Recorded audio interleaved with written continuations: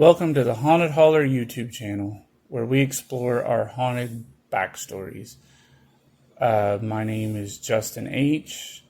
Justin H /haunted on the YouTube channel, I believe. Our first episode is going to consist of a ghost story from my co-host's past. Please enjoy. Hi, we're sitting here at the kitchen table just talking, and this is our first YouTube try, so it might be a little weird or things is out of line in the story, but we'll try to keep you as updated as I can. And I may forget a few things, and I've told this story to Justin H several times, so he may have to remind me of a few facts so I don't get ahead of myself. This all started when I was a kid. I would have been in the first grade, so about 6 years old. And I'm the youngest of 7 children.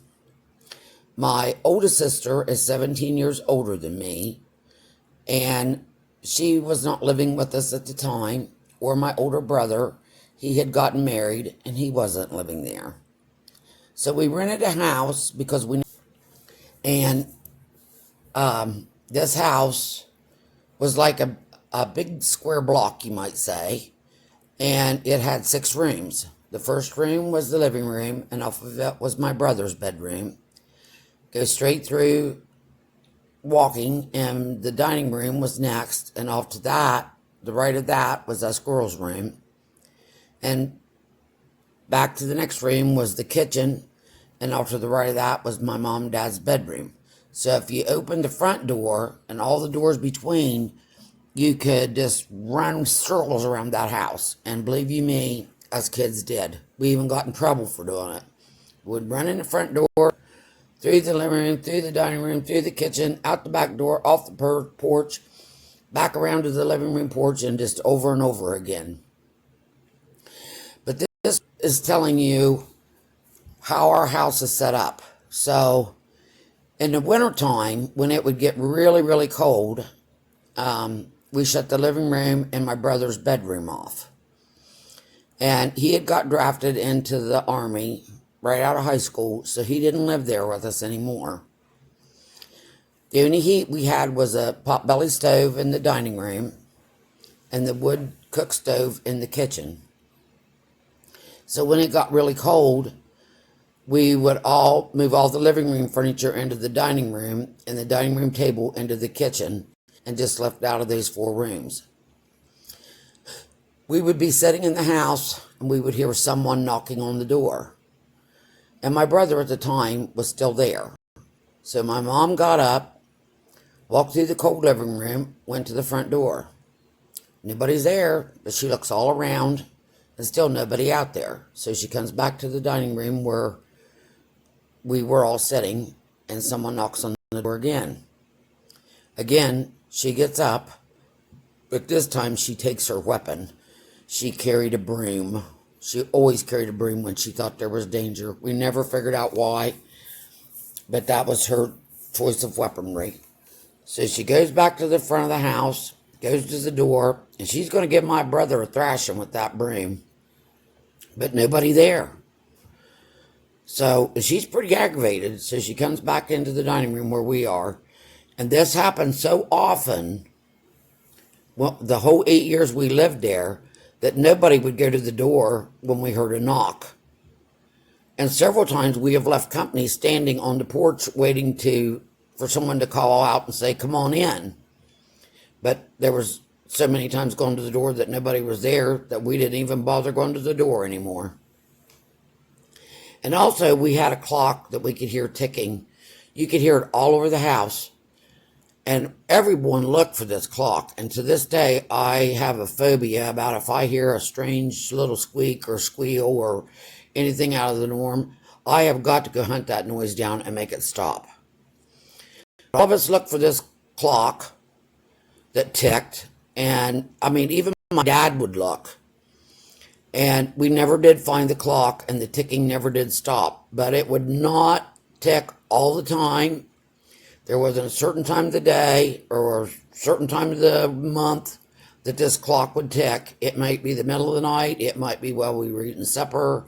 It might be when we came home from town. It could just be random times, and you would hear this clock all over the house. Also, we had occasionally, not near as often as the other things, but we would hear a baby crying.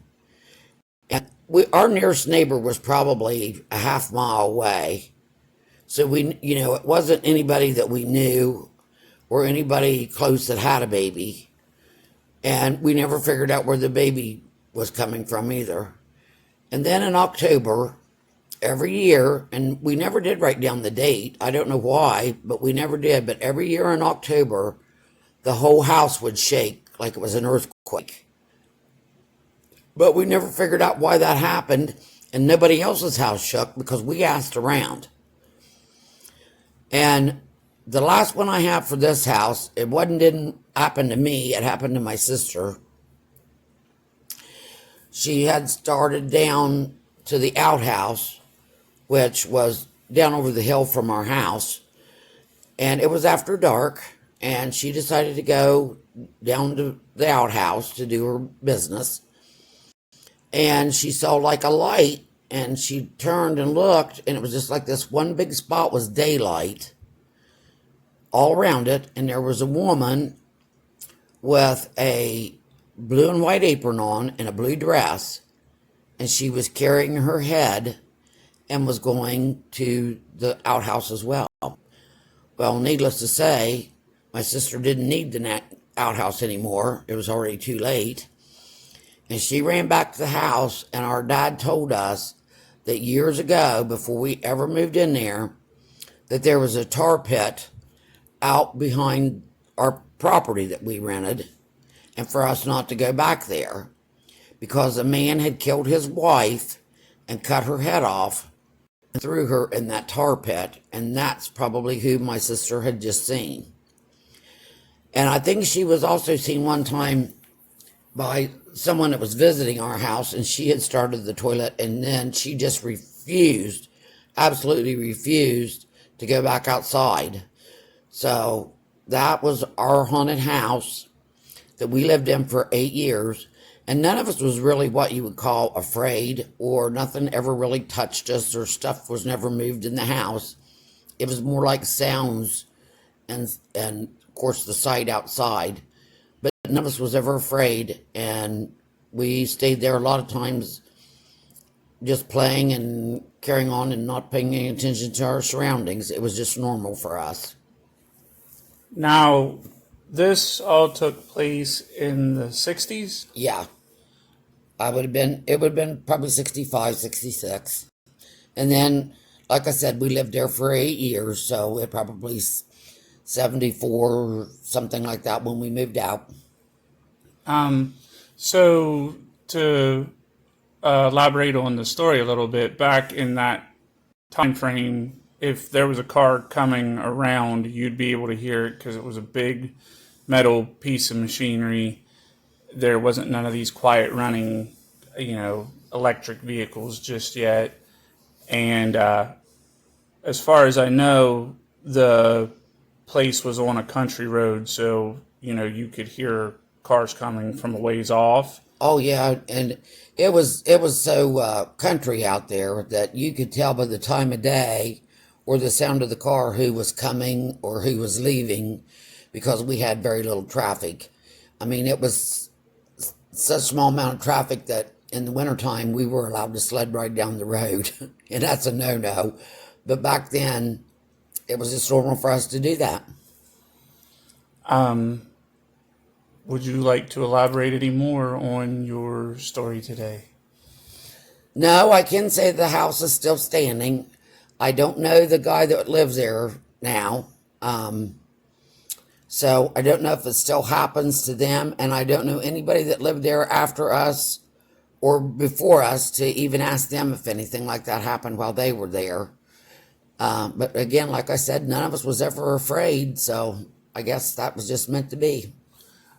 Do you have any other stories you'd like to bring to us today?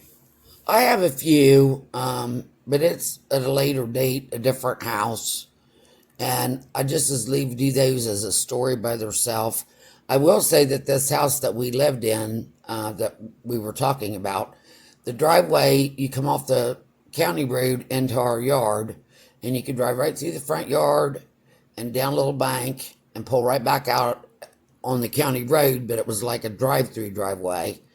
And, you would hear cars. If they came, you would hear cars because they had to park basically in front of the house. And we never heard the car for the guy coming to knock, or anything like that. So we knew it really wasn't, after a while, we realized it wasn't really someone, but someone really evidently wanted in the house. And I don't know, I think maybe my mom might have even told it, well, come on in, but I'm not 100% sure on that because I was little. Well, I thank you for your story today. We'll tackle some more of them in future videos if you're interested in telling more videos.